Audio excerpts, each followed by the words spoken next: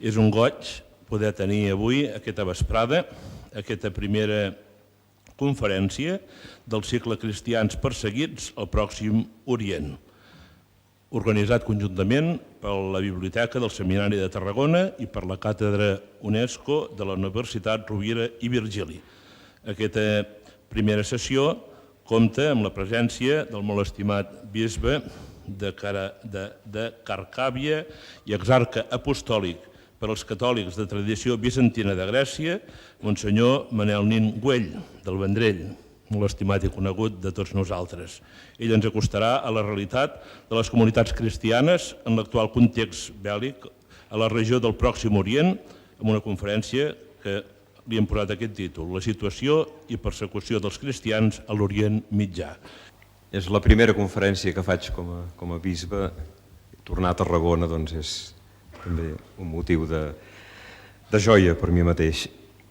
I aquest vespre em toca de parlar-vos d'un tema complex, un tema de cap manera fàcil, perquè és un tema que entremig hi ha el sofriment i la mort de milers de persones, perquè entremig d'aquest tema hi ha la pèrdua d'una realitat cultural bimil·lenària.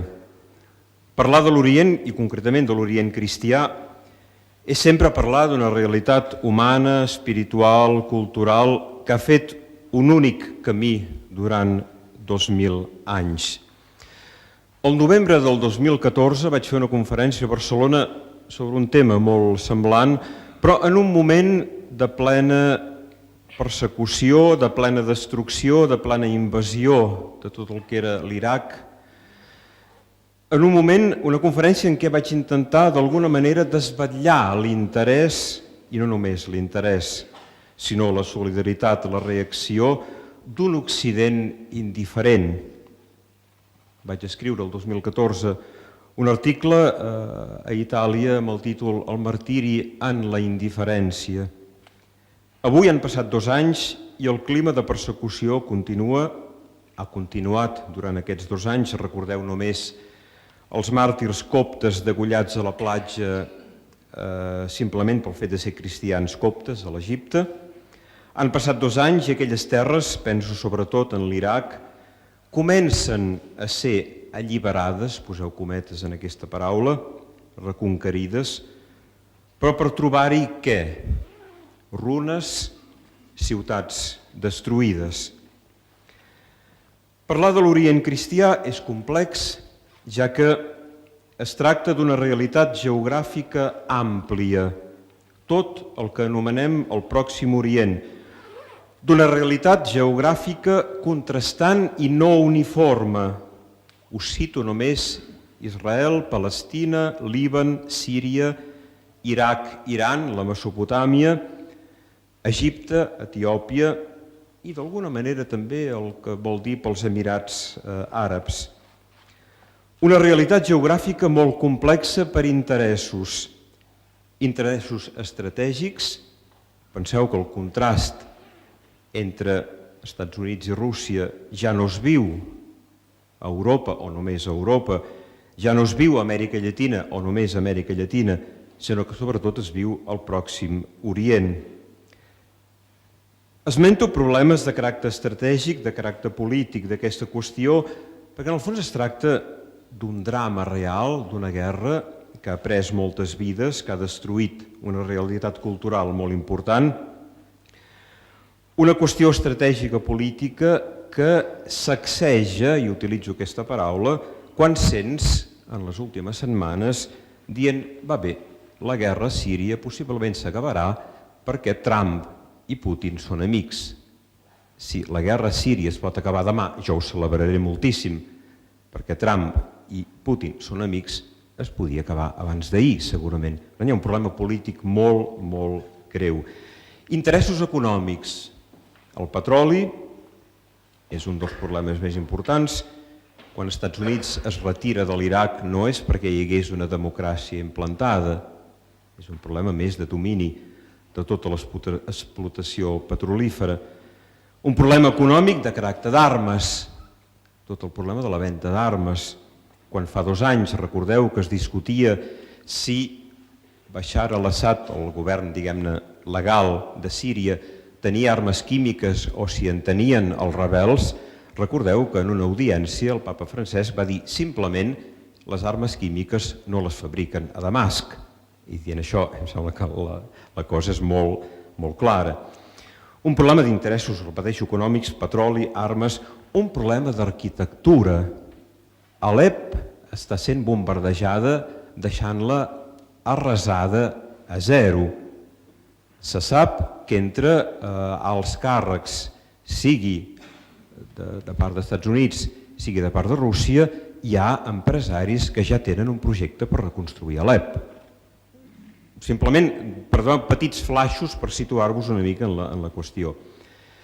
Una realitat complexa també perquè és una realitat amb cultures precristianes i cristianes mil·lenàries. Parlar d'un tema complex en el qual hi ha guerra, on hi ha sofriment, hi ha la mort de moltes persones i també on les persones que hi sofreixen no són eventualment l'objecte d'interès, sinó on les persones en aquests llocs es comercialitzen. Penseu en el tràfic dels emigrants que reïxen a marxar i en els centenars i milers que moren en el camí cap a aquest Occident en el que van, gent moguts, manipulats per màfies, per organitzacions que els faciliten pagant moltíssim el fugir d'aquells països.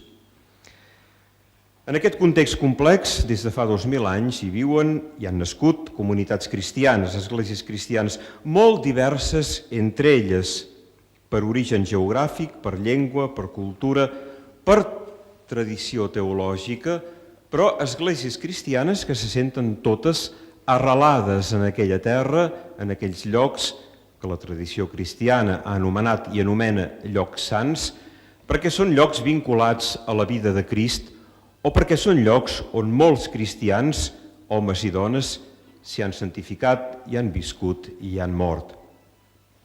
En aquests llocs sants, llocs, com us deia, que van geogràficament des de l'Egipte, a l'Etiòpia, a la Terra Santa, al Líban, podríem pujar fins a la Capadòcia, fins a Grècia, cap a Síria, cap a Mesopotàmia, llocs on hi han nascut esglésies cristianes ja al segle II ben organitzades. A l'Egipte, els coptes, paral·lelament a la comunitat cristiana de llengua grega, amb dues molt florents al segle II. A la Terra Santa, al Líban, a Mesopotàmia, totes les comunitats de llengua siríaca, etc. Esglésies cristianes que ja al segle II, i potser a finals del primer, tenen una organització eclesial ben evident. Heu llegit les cartes d'Ignasi d'Antioquia, poseu-lo 10 anys amunt o 10 anys avall, però són cartes d'un bisbe que presenta una organització eclesial molt clara. Esglésies cristianes que ja al segle II tradueixen la Bíblia a la pròpia llengua. Al segle II hi ha la traducció siríaca. El siríac és una llengua semítica de la mateixa família de l'hebreu, de l'àrab. Per tant, al segle II hi ha una traducció de l'Antic i del Nou Testament al siríac. Els cristians de l'Egipte, els coptes al segle II, el primer que fan quan la llengua copta sorgeix en àmbit cristià, perquè el siríac i el copte a l'origen són dues llengües cristianes, el primer que fan els coptes és traduir la Bíblia. Esglésies cristianes que ja al segle II tenen ben organitzada una, poseu cometes, escola teològica, el Didascalion d'Alexandria, on s'ensenya a llegir i a comentar la Bíblia. Una escola teològica a Alexandria a la segona meitat del segle II, on fins i tot els alumnes ja venen col·locats a diversos nivells. Per tant, un ensenyament, repeteixo, de llegir i comentar la Sagrada Escriptura molt ben organitzat. Esglésies cristianes que ja a la meitat del segle II tenen autors que es confronten i dialoguen amb la filosofia pagana, tot el diàleg amb la gnosi, etc. Esglésies cristianes que al segle IV són capaces de reunir-se, de discutir, de proposar la reflexió teològica, la professió de fe cristiana, d'una manera madura, valenta, aprofundida. Els concilis del segle IV i del segle V. Esglésies cristianes en les quals sorgeix el fenomen monàstic, el monaquisme, és a dir, grups d'homes i de dones que escullen un tipus de vida més radical, grups d'homes i de dones culturalment ben formats. Els monjos que sorgeixen al segle III, ascetes monjos en àmbit copte, són gent que saben grec, que saben copte, i de vegades la llegenda que s'ha dit, el monaquisme sorgeix en un moment en què per evitar problemes militars, per fugir una vida lligada amb l'imperi, es fuig al desert. No, el monaquisme és un fenomen que neix al si de l'Església per portar una vida evangèlica més radical. Encara, per situar-vos, esglésies cristianes que a partir del segle V seran capaces, els siríacs, els coptes, d'oposar-se, de plantar cara al predomini bizantí, capaces de fer valer la pròpia tradició, la pròpia llengua, la pròpia cultura, siríaca, copta que sigui, enfront d'un món prevalentment grec. Finalment, esglésies cristianes que enfront, i això cal subratllar-ho, enfront de les invasions àrabs musulmanes del segle VII i més endavant, reaccionaran de manera diversa i no sempre per oposició. Els siríacs, els coptes, acullen l'invasor àrab perquè en el fons els allibera del domini bizantí. Per tant, l'èxit de les invasions àrabs musulmanes del segle VII en part és per aquesta col·laboració, acolliment, digueu com vulgueu, per part dels cristians no bizantins, coptes, siríacs, sobretot. No es tracta, per tant, aquest vespre de fer una presentació ni polèmica d'uns fets incomprensibles i inacceptables com és la situació actual del Pròxim Orient, sinó, sobretot, de cridar l'atenció de les nostres esglésies a l'Occident, de les realitats cristianes i humanes de l'Occident, per un fet que s'esdevé als nostres ulls i un fet que pot canviar la nostra història. Voldria simplement, doncs, aquest vespre presentar uns fets, fer memòria d'uns fets, d'unes realitats, d'uns homes i dones que viuen i moren enmig d'aquest drama. La situació de persecució no és nova pels cristians. L'Evangeli mateix, el text que ens ha citat mossèn Albert, és molt clar. Quan al segle IV part de l'imperi romà cau en mans dels perses, una part de les esglésies cristianes romanen sota el domini persa, el que avui és Iraq, Iran, i sota un nou imperi que serà, segons les èpoques, segons les dinasties, més o menys tolerant, més o menys perseguidor. A partir del segle IV, una situació de persecució que ha donat també molts màrtirs, però també una situació en la que molts cristians de tradició siríaca al segle III, segle IV, s'expandiran cap a l'extrem orient. Els cristians a l'Índia hi arriben, si parleu amb cristians de l'Índia us diran que són fundats per l'apòstol Tomàs, d'acord, cada església té un lligam de fundació apostòlica, però al segle III cristians siríacs provinents de la Mesopotàmia, del que avui és Iran, Iraq, que van fins a l'Índia, arriben fins a la Xina i arriben fins a Mongòlia, amb una situació cristiana molt florent fins al segle XIII o inicis del segle XIV, en què aquesta església a Xina i a Mongòlia desapareix.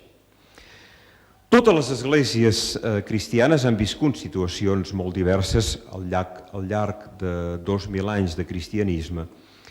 Al Pròxim Orient han anat convivint amb situacions, com us deia, de vegades més dialogants, de vegades amb voluntat més clarament persecutòria del món islàmic, en primer lloc, i del món otomà turc després.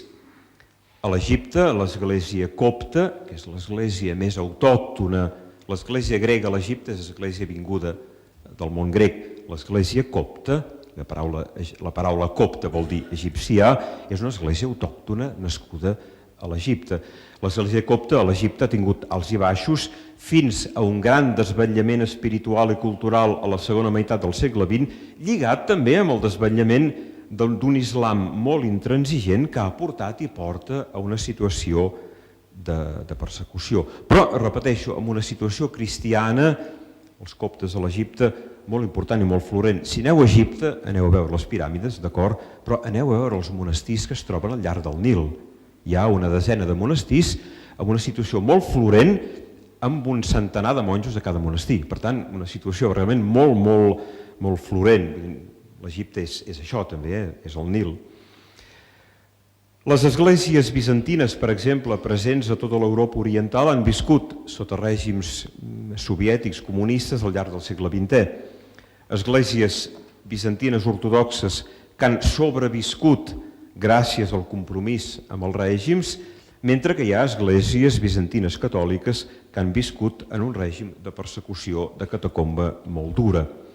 Esmento també, fent un repàs molt general i superficial, el genocidi armeni i siríac de començaments del segle XX, dels anys 1915 al 1917, i en celebrem aquests anys el centenari. Cristians armenis i siríacs van sofrir un veritable genocidi sota l'imperi otomà. Han sortit en aquests 2 anys, encara van sortint diverses publicacions sobre el tema de la persecució dels armenis i dels siríacs. Però concentrem-nos en el Pròxim Orient. La convivència dels cristians al Pròxim Orient amb el món musulmà o en menor escala amb el món jueu viu molts alts i baixos. Cal tenir en compte que els cristians a l'Orient són àrabs de raça, excepte els armenis, que són armenis. I recordeu que no tot el món àrab és musulmà. El món àrab no és sinònim d'islam, hi ha àrabs cristians. En general hi ha hagut una convivència força bona fins a la segona meitat del segle XX. Presento alguns exemples. Un Líban, majoritàriament cristià fins a la Guerra Civil dels anys 70 i 80, un Líban en el qual hi havia, abans de la Guerra Civil, un 70% de cristians, un 30% de musulmans. Després de la Guerra Civil, el Líban té un 70% de musulmans i un 30% de cristians. Una Síria, majoritàriament musulmana, però laica des del punt de vista polític. Un Iraq, fins a les 2 guerres dels anys 90 i després del 2004, un Iraq que és majoritàriament musulmà, però laic i d'alguna manera tolerant. No faig cap valoració política ni del règim de Saddam Hussein ni del règim de Bashar al-Assad perquè em sembla que és molt difícil des d'un punt de vista occidental aplicar models occidentals a una realitat oriental. Un Egipte que és musulmà però amb 15 milions de cristians coptes. La Constitució egipciana encara ara preveu que hi ha d'haver almenys 2 ministres, el govern egipcià, 2 ministres coptes, i dir 2 ministres coptes vol dir 2 ministres cristians. Recordeu, fa uns anys, els que sou d'una edat una mica més avançada, Boutros Ghali, secretari general de l'ONU, era cristià copte, era cristià i copte, era egipcià. Per tant, una situació, diguem-ne, fins a la segona meitat del segle XX, una situació de convivència, de tolerància entre la realitat cristiana minoritària en aquests països i una realitat musulmana molt majoritària. Cal insistir en un fet cabdal. El que us deia, els cristians tenen en el Pròxim Orient un tant per cent molt elevat d'àrabs, és a dir, la llengua, el pensament àrab són a l'Orient cristià una component fonamental del cristianisme. Fins i tot les esglésies i les litúrgies que a l'origen no eren àrabs, els siríacs, els coptes, els armenis, al final del primer mil·lenni s'havien arabitzat com a llengua. Comprendre això diria que és fonamental per evitar, com us deia, imposar models occidentals, fins i tot en àmbit eclesial, imposar models occidentals a realitats humanes i cristianes que no ho són d'occidentals ni ho volen ser. No imposar tampoc models polítics occidentals. Us voldria presentar, després d'aquesta visió bastant general d'aquesta realitat oriental, cristiana oriental en el Pròxim Orient, diversos flaixos de realitats contemporànies als nostres dies del que s'està vivint en aquestes terres. En primer lloc, Alep, la ciutat d'Alep, una de les ciutats més importants de Síria, amb una presència cristiana nombrosa abans de l'inici del conflicte bèl·lic fa pràcticament 6 anys, una ciutat que el 2012 tenia 2 milions d'habitants, avui, ho sabem bé per les notícies, és una ciutat trossejada per les bombes i no es tracta només d'un bombardeig dins d'una estratègia de guerra, sinó, jo diria, d'un trossejar sistemàticament, jo diria planejat, pensat, trossejar sistemàticament una ciutat símbol. Per què? M'ho pregunto. Quin sentit té destruir sistemàticament una ciutat per destruir l'economia de Síria? Deixo la pregunta oberta. Destruir una ciutat amb una tradició cristiana antiquíssima, on convivien pacíficament diverses esglésies cristianes de diverses tradicions. Si anàveu a Alep fins al 2012 hi trobàveu tota mena de cristians, siríacs, coptes, armenis, bizantins, llatins, occidentals, franciscans, caputxins, que convivien d'una manera totalment pacífica i convivien d'una manera totalment pacífica amb la realitat musulmana d'aquests llocs. No es tracta, potser, la pregunta la deixo oberta, d'un destruir a Alep i arreu la possibilitat de diàleg, de convivència. Sembla com si un dels objectius de les parts en guerra des de dins i de les forces internacionals des de fora volguessin demostrar que el diàleg no és possible, que el diàleg no existeix, o si existeix, aleshores cal destruir-lo totalment. A Alep s'hi viu el terrorisme de les bombes, el terrorisme dels segrests. Recordeu que des de fa uns anys un jesuïta, el pare Paula de Lollo, està segrestat, no se sap ni si és viu ni si és mort, 2 bisbes ortodoxos fa 2 anys que estan segrestats, diversos capellans, 2 dels quals els vaig tenir a classe a Roma, han desaparegut, i una política, poseu cometes a la paraula dels segrestos, que suposa també una compra-venda dels segrestats. Els diversos grups es venen a les persones segrestades per, perdoneu l'expressió, per pujar l'oferta, en el fons. A Alep s'hi viu el setge, una ciutat assetjada, una ciutat en runes, on hi manca de tot, on però homes i dones hi són i no han marxat. És una ciutat on els cristians eren, en començar la guerra, uns 250.000, actualment són menys de 30.000.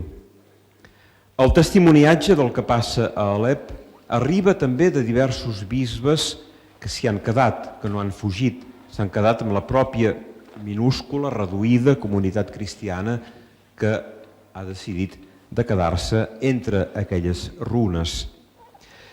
El testimoniatge d'un bisbe siríac que s'ha quedat a la ciutat d'Alep fa pocs dies, el 9 de novembre, demanava sobretot que quan arribi la decisió final d'un final de la guerra a Síria, ell demanava que no es fragmenti la Síria, que no es divideixi la Síria i que no es divideixi sobretot en un estat dividit ètnicament, és a dir, deixant els musulmans sunnites aquí, els xiites allí, els cristians siríacs aquí, els armenis aquí, és a dir, en el fons fer un mosaic d'una ciutat, com us deia, arquitectònicament nova, reconstruïda, fent simplement, permeteu-me l'expressió, no m'agrada però per entendre's, una ciutat en què es pugui presentar públicament, és a dir, hem reconstruït Alep i s'hi conviu i aquests grups separats, la paraula l'uso amb molta cautela, però per l'imatge, separats amb gàbies, amb grups que entre ells no hi ha cap mena de diàleg, cap mena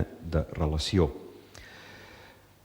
La majoria d'hospitals a Alep han estat destruïts, més de 3 milions d'infants, de nois a Síria no tenen assistència escolar i fa 2 dies arribava la notícia de l'últim bombardeig, el bombardeig de l'últim hospital que encara hi havia funcionant a Alep. Hi ha un comerç d'armes, hi ha un comerç d'éssers humans, hi ha un comerç també, com us deia, en la reconstrucció o l'eventual reconstrucció d'aquests llocs. Però la presència fidel de molts bisbes, de molts capellans, de molts cristians que s'hi han quedat arreu a Alep i a Síria és també una llavor d'esperança. Primer exemple, Alep. Segon exemple del que us volia parlar aquest vespre és Mossul i la plana de Nínive. Per tant, passem a l'Iraq. És un altre lloc del qual vaig parlar el novembre del 2014, quan la plana de Nínive, Mossul, llocs on hi ha explotació de pous de petroli, va ser totalment ocupada per l'ISIS, per l'estat islàmic. Eren llocs on hi havia comunitats cristianes molt florents, nombroses, i amb una activitat cultural notable.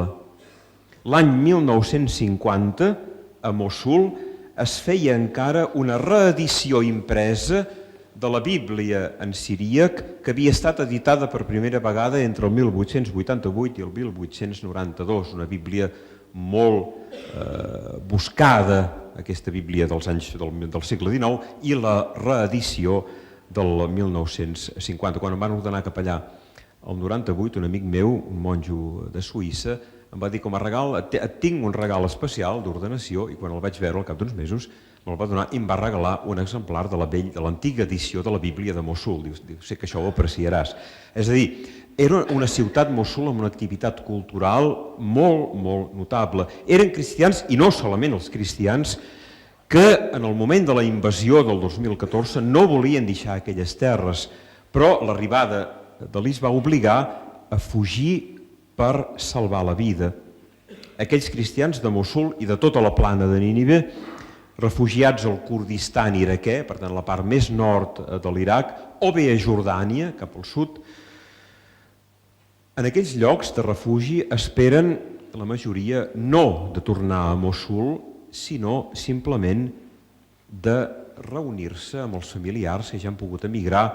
Heu de pensar que de Síria i de l'Iraq, als anys 50 i 60, hi va haver una primera emigració cap a Occident, Estats Units, Canadà, emigració pacífica. Per tant, molts d'aquests refugiats en els camps de concentració al nord de l'Iraq esperen, i els que ens venen a Atenes, perquè tenim molts cristians caldeus, siríacs, també refugiats a Atenes, esperen fer papers perquè des dels Estats Units i des del Canadà els poden cridar, poden fer la unió familiar, per tant, poden emigrar d'una manera més fàcilment. Llegia el testimoniatge fa 2 setmanes d'alguns d'aquests refugiats al nord de l'Iraq, al Kurdistan iraquè, que deien: nosaltres no volem tornar a Mossul, encara que l'ISIS sigui vençut, tenim por. Teníem cases, teníem la nostra activitat, la nostra propietat, ens ho han pres tot.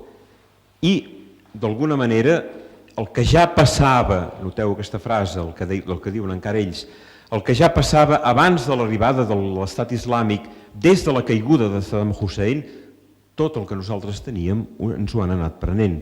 Certament que hi havia pobresa abans, però entre les diverses confessions i entre les diverses religions hi havia diàleg, hi havia relació amistosa que permetien el diàleg i la tolerància. Passats 2 anys, aquestes últimes setmanes, ho heu vist a les notícies, s'està reconquerint, alliberant, feu servir la paraula que vulgueu, Mossul i la plana de Nínive, no sense sofriment, no sense guerra, sense destrucció. Alguns cristians comencen a pensar a tornar a la plana de Nínive, a aquells llocs. A primers d'octubre d'aquest any, el patriarca dels siríacs orientals, Lluís Rafael Sacco, va promoure des del Kurdistan iraquè una reunió dels cristians refugiats en aquells llocs de cara a, no dic forçar-los, però a encoratjar-los a un retorn a aquells llocs. Els cristians són una part original de les poblacions de l'Iraq. No volen tornar a aquells llocs, certament, sense una garantia de respecte dels drets i de la cultura propis. I jo diria que és aquest un dels punts importants que jo voldria subratllar de cara als refugiats i per a l'Occident mateix. És a dir, d'alguna manera l'Occident acull refugiats, d'acord, però d'alguna manera pacificades, alliberades aquelles terres, caldria d'alguna manera encoratjar, ajudar aquells homes i aquelles dones, cristians i no cristians, a tornar en aquelles terres on han viscut durant moltíssims anys. Un altre exemple que em sembla que és bastant evident del que està passant és, sempre parlant de l'Iraq, la ciutat de Karakosh. Karakosh era una de les ciutats cristianes importants de l'Iraq. Quan dic ciutats cristianes, no entenc presentar una contraposició entre ciutats cristianes i ciutats musulmanes. Absolutament no. Aquesta realitat no existia. La separació entre ciutats i pobles cristians i ciutats i pobles musulmans existeix, per exemple, al Líban després de la Guerra Civil. El Líban era un país en el qual es convivia bastant tranquil·lament. Després de la Guerra Civil dels anys 80-90, si aneu cap al sud del Líban, trobeu poblets que van ser destruïts durant la guerra, reconstruïts, separats, el grup cristià en un poble, el grup musulmà en l'altre poble. Si aneu a Beirut, veureu la ciutat cristiana de Beirut reconstruïda, moderna, com si no hagués passat res, la part que ha restat musulmana encara amb els forats de les bombes als murs. Per tant, dic Karakosh, ciutat cristiana, per dir que era una ciutat important de l'Iraq on hi havia també una comunitat cristiana important. No, repeteixo, com a contraposició. El 6 d'agost del 2014 aquesta ciutat va caure en mans de l'Estat Islàmic amb la consegüent destrucció d'esglésies, monestirs, cases. La pèrdua d'una documentació mil·lenària, la guerra a l'Iraq i a Síria vol dir, i aquest és el punt més important, el drama de la mort, de la persecució de la mort de milers i milers de persones, però també el drama de la pèrdua d'una riquesa cultural, lingüística, arquitectònica, literària molt important, mil·lenària. Karakosh era una ciutat d'uns 50.000 habitants, tot i que quan l'IS va arribar a Karakosh el 2014 hi havia uns 100.000 habitants, per tant doblada, en tant que molts escapats de Mossul havien passat cap a Karakosh. La ciutat quedà deserta a finals d'agost del 14 en mans de les milícies islàmiques i la població, la majoria de la població, va fugir o va ser deportada cap al desert amb l'intent d'arribar al nord de l'Iraq, cap al Kurdistan iraquè. Recordeu que la praxi de deportar poblacions al desert és la mateixa praxi que va seguir l'imperi otomà en el genocidi armeni, carregar camions i camions d'armenis i descarregar-los en ple desert. I descarregar gent feble en ple desert vol dir al cap de 2 dies l'extermini és automàtic. El mateix es va fer amb molts cristians i no cristians d'aquesta ciutat de l'Iraq. A partir de la invasió, de la destrucció de la ciutat de Karakosh, les esglésies d'aquella ciutat eren usades com a presons, com a camps de tir o com a càmeres de tortura per part de l'autoritat que hi havia quedat i enfront dels pocs cristians i no cristians que s'hi havien quedat, refusant-se de fugir cap al desert, de fugir cap al nord. Al cap de 2 anys, a l'octubre del 2016, finals d'octubre del 2016, Karakosh ha estat alliberada. El testimoniatge d'un bisbe siríac que va tornar a Karakosh, a la seva ciutat, el 29 i 30 d'octubre d'aquest any, és molt clar. Llegeixo. La catedral ha estat destruïda, parets cremades, bancs cremats, altars destrossats. L'atri de la catedral era el camp de tir. Ell deia, cito sempre aquest bisbe, el nostre cor era sofrent, però vàrem tenir el coratge d'entrar i amb un mínim de neteges vàrem reeixir a celebrar la missa. El 29 i el 30 era dissabte i diumenge. Era la festa de la dedicació de l'Església, la festa en què la tradició siríaca inicia l'any litúrgic. Un diumenge, cito sempre el que diu aquest bisbe, que l'Església celebra la santificació, la renovació de l'Església i una festa en què es llegeix l'Evangeli Mateu 16, la professió de fe de Pere. I acaba dient aquest bisbe, la professió de fe de Pere va ser la nostra professió de fe aquell diumenge celebrant la litúrgia enmig d'aquelles runes. I aquest bisbe acaba amb una exhortació que em sembla molt important, en el fons, a la unitat. Diu ell, el més important en aquest moment no és saber qui ha entrat primer a Karakosh, si l'exèrcit d'un costat, l'exèrcit de l'altre, l'ajuda occidental o bé l'exèrcit de l'estat, del govern iraquè, sinó en aquest moment el que cal crear és solidaritat, unitat, treballar junts. Si volem continuar a viure en aquesta terra, diu ell, hem d'estar units com els dits de la mà.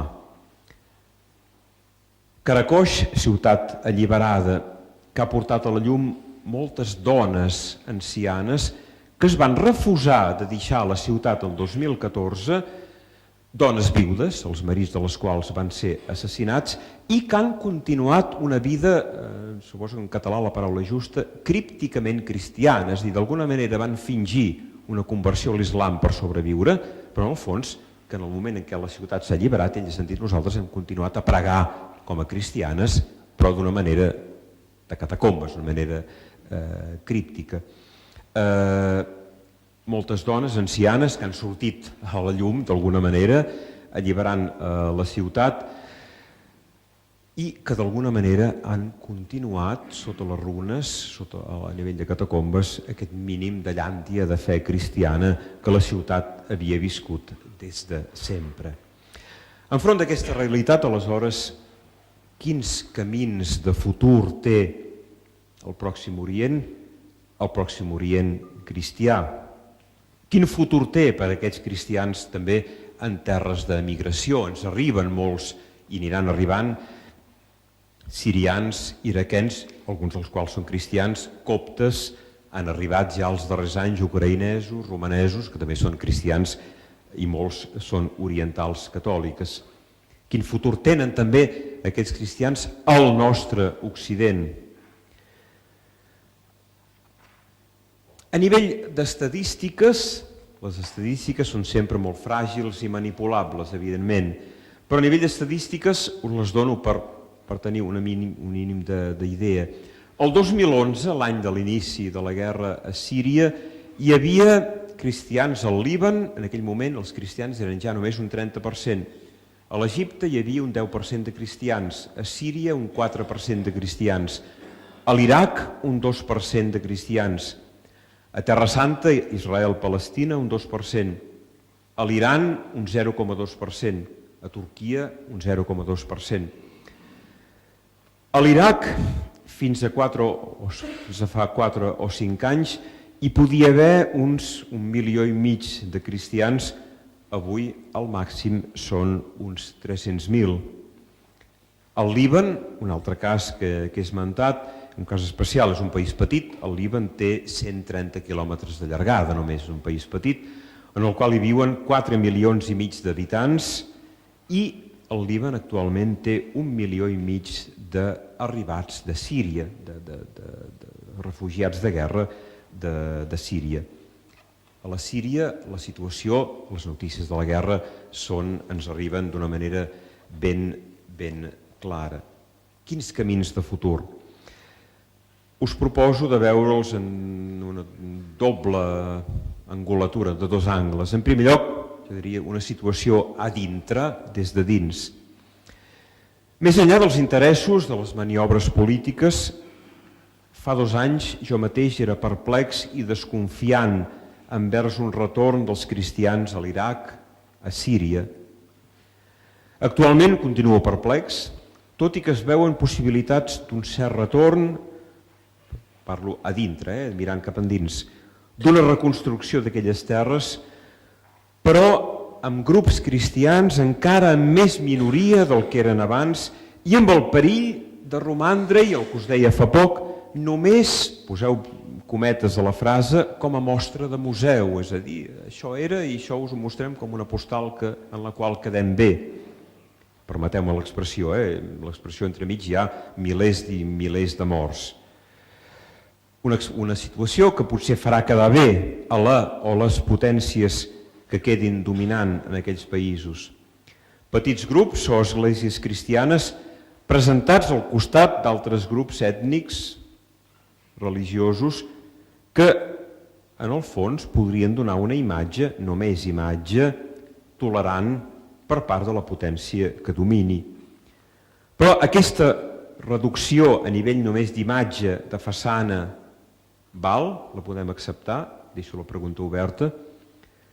Perquè una presència cristiana vol dir, sí, una o unes esglésies, però vol dir també una cultura, una manera de fer, una manera de viure, una manera de tolerar, una manera dialogant, una manera també de fer política i una realitat de vida tantes vegades multiètnica. La meva diòcesi a Atenes, jo dic sempre que és una diòcesi multiètnica. Hi ha grecs, però també hi ha ucraïnesos, hi ha caldeus, hi ha siríacs, hi ha iraquens. Per tant, el futur d'aquestes realitats cristianes del Pròxim Orient des de dins segurament és una realitat multiètnica, però sobretot és una realitat que hauria de continuar no només de façana, d'aparador, sinó donant la pròpia realitat cultural, lingüística, teològica i intel·lectual, si això és possible. La situació a Dextre, des de fora, grups, esglésies cristianes que arriben a l'Occident, a casa nostra, Itàlia, Espanya, França, tota Europa occidental, per quedar-s'hi.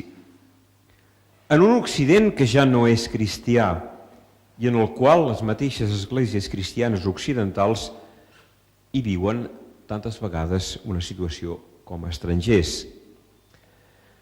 Es troben aquests cristians que arriben a l'Occident, els que venen del Pròxim Orient i els que han vingut els últims anys d'Ucraïna, de Romania, de Bulgària, etc., es troben amb un acolliment generalitzat en el qual el que des del punt de vista occidental és acolliment, és diàleg, és tolerància, als ulls orientals, i això m'ho han dit moltes vegades, és ingenuïtat, ignorància o indiferència.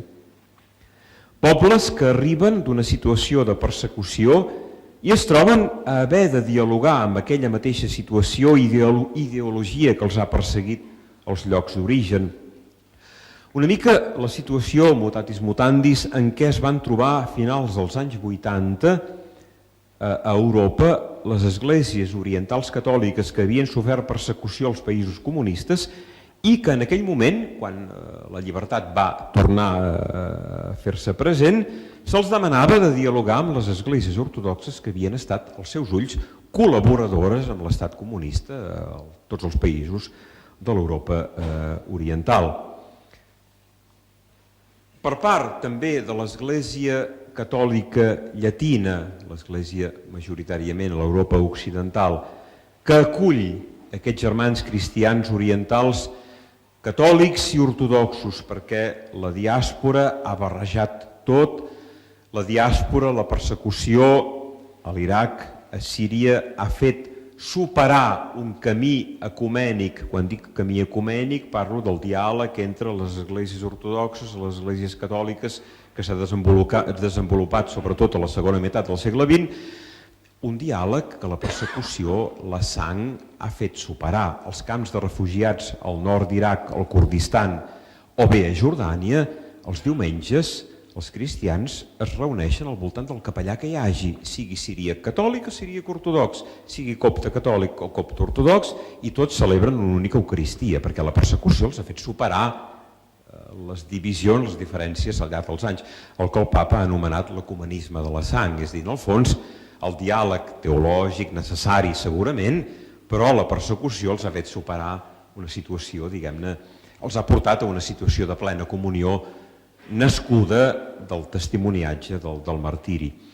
Per part de l'Església Catòlica Llatina, majoritàriament a l'Occident, que acull aquests germans cristians orientals que arriben barrejats, catòlics i ortodoxos, cal insistir en aquest fet, que arriben barrejats, i que arriben amb aquesta experiència de persecució. Per tant, el que esperen simplement és un acolliment i un ecumenisme pràctic que els ajudi a superar aquest sofriment, aquesta persecució que han sofert. Esglésies, cristians, ucraïnesos, romanesos, siríacs de Síria, caldeus, coptes, etc., que arriben amb un bagatge cultural propi, amb una riquesa teològica pròpia. Per això us deia, al segle II són esglésies que ja tenien escoles teològiques, que ja traduïen la Bíblia, que tenien ja un diàleg amb el món pagà, esglésies, penso a Alexandria, que a finals del segle II van donar el gran Orígenes. Orígenes ha estat, en la meva opinió, un dels teòlegs més grans de tota la història de l'Església, una persona realment molt gran, nascut en una església concreta a Alexandria, crescut. Per tant, és dir, tot un bagatge cultural que porten encara avui, que l'Occident té, jo diria, l'obligació de respectar, de promoure, de custodiar, de protegir. Protegir, custodiar, promoure la vida cristiana d'aquells cristians que arriben a l'Occident, la vida cristiana i el com viuen aquesta seva vida cristiana. Cal que l'Església Llatina a l'Occident respecti, promogui, ajudi la manera de ser cristians dels ucraïnesos, dels romanesos, dels siríacs, dels coptes, dels que hi arribin, respectant la pròpia teologia, la pròpia eclesiologia. Fins fa uns anys, quan arribaven cristians orientals catòlics a l'Occident i arribaven al propi clergat, penseu que les esglésies orientals catòliques han tingut sempre, subratllo aquest fet, han tingut sempre el doble clergat, clergat cèlibe, clergat casat. Arribant a l'Occident es trobaven cristians orientals catòlics en plena comunió amb l'Església de Roma, que se'ls deia bé el clergat casat, no, que no vingui. Quan aquests cristians tenen el dret, i tenen, sí, diríem el dret, de seguir la pròpia tradició i de rebre la cura, la pastoral per part del propi clergat. Fa 2 anys, el mes de juliol, des del Vaticà, la Congregació per les Esglésies Orientals va publicar un decret, però el va publicar al juliol. Jo sempre dic que no s'ha de publicar cap decret al juliol o a l'agost perquè la gent a l'estiu no llegeix, però el van publicar al juliol, en el qual es deia, per part de la jerarquia occidental, d'eixamplar el camp d'acolliment per part del clergat oriental catòlic. És a dir, d'alguna manera, si arriben romanesos, arriben ucraïnesos, o arriben caldeus, o arriben coptes, a Tarragona, a Barcelona, a Madrid o a París, que siguin acollits amb el propi clergat i que s'ajudi, se'ls donin esglésies on puguin celebrar la pròpia tradició litúrgica, espiritual, canònica.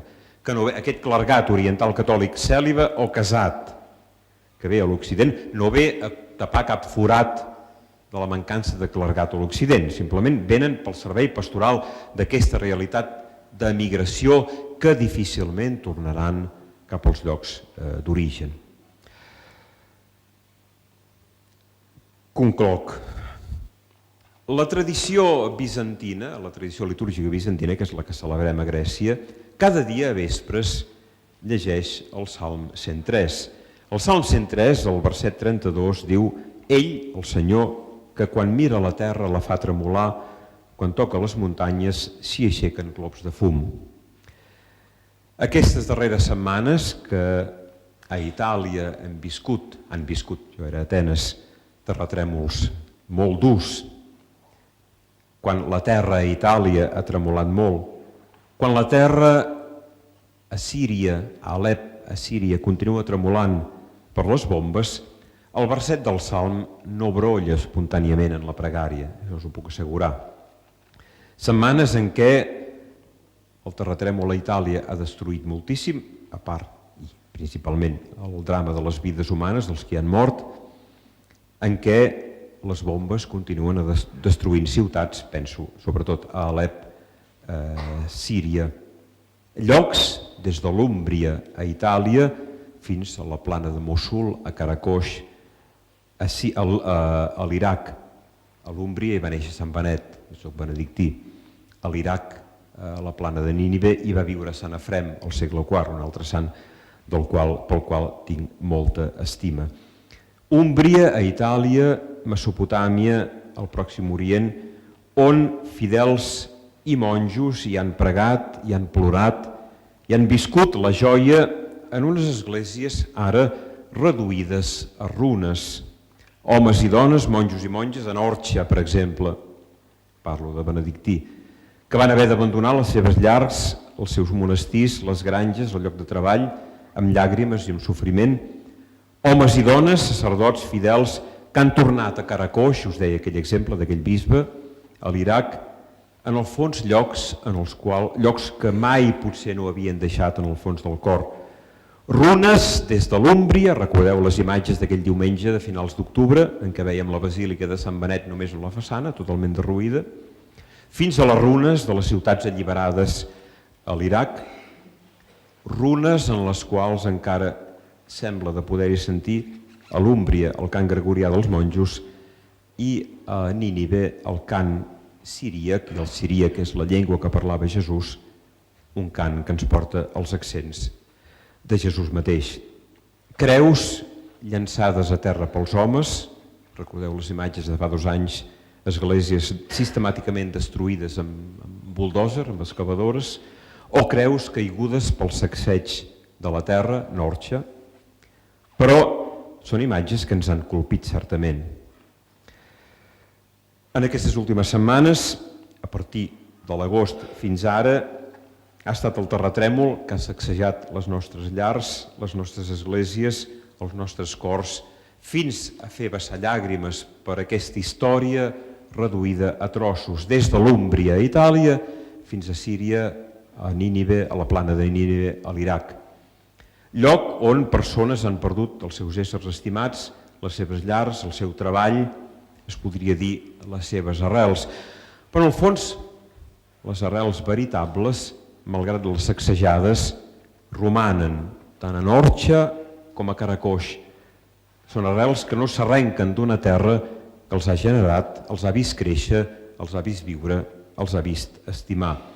Unes terres on va néixer i va créixer la fe cristiana, unes terres on hi va haver fins al segle II, ja al segle II, com us deia, una intensa activitat eclesial, espiritual, cultural. Unes terres que van viure plenament a fons la seva fe. Sacsejades, doncs, en aquestes últimes setmanes, sacsejades, tremolor, terratrèmol, que han ferit els nostres ulls, els nostres cors, veure Alep devastada fins al mínim detall, una ciutat que era una ciutat model de convivència, una ciutat model de tolerància, tornar a veure Mossul i Karakosh i el sofriment d'aquells màrtirs, diguem-ho clarament, que s'hi han quedat, aquelles dones criptocristianes, permeteu-me l'expressió, veure Karakosh en les seves esglésies destrossades, veure tots aquests pobles en runa, esglésies, cases desarrelades per la mateixa terra que tremola i altres destruïdes no pel terratrèmol, sinó per les sacsejades tan mortals com els terratrèmols de les bombes i de l'odi. Aquell primer diumenge d'octubre, aquell diumenge d'octubre era l'últim, a Norxa i a la plana de Nínive, els monjos i la gent, recordeu la fotografia, s'havien agenollat a pregar a la plaça de Norxa. El bisbe, amb els seus fidels a Karakosh, s'havia reunit a les ruïnes de l'església per celebrar-hi els sants misteris, per celebrar l'Eucaristia, anunciant sempre la resurrecció del Crist, anunciant-la amb fe i amb esperança, anunciant-la amb un cant de victòria, no de la victòria dels homes, perquè en aquestes situacions mai l'home surt vencedor, sinó al fons la victòria que ens mou, que neix de la nostra fe, el Fill de Déu ressuscitat d'entre els morts, que ens porta la seva salvació i la seva vida. Gràcies.